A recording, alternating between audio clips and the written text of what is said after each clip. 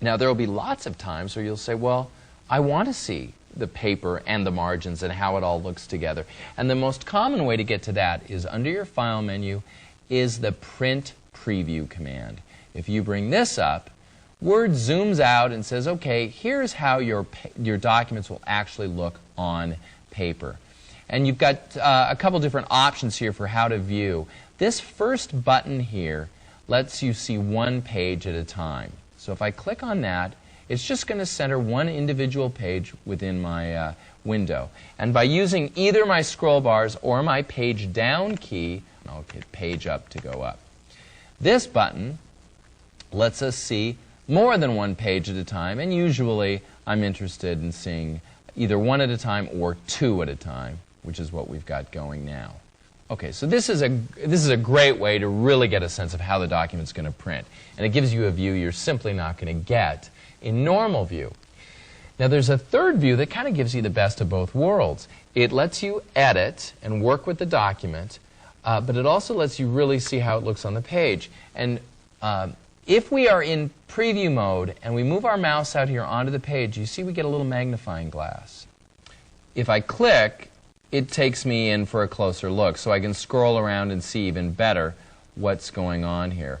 If I move my cursor back out and click again, it zooms me out. Now the thing about Print Preview is this isn't really a mode designed for you to work in. It's designed for you to just see what's going on, seeing how it's going to look when it prints. There's a third mode which kind of gives you the best of both worlds. It lets you work in a preview mode and make editing changes. Let's go up here to our View menu and talk about it. We started in normal view.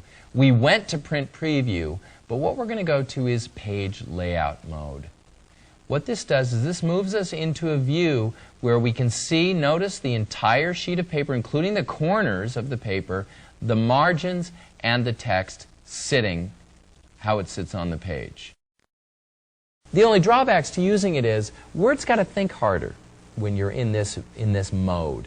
So Word may slow down a bit. The other thing about it is that it's kind of a hassle to scroll and navigate around when you're seeing the entire page. So for me, I work in normal mode, normal view almost all the time.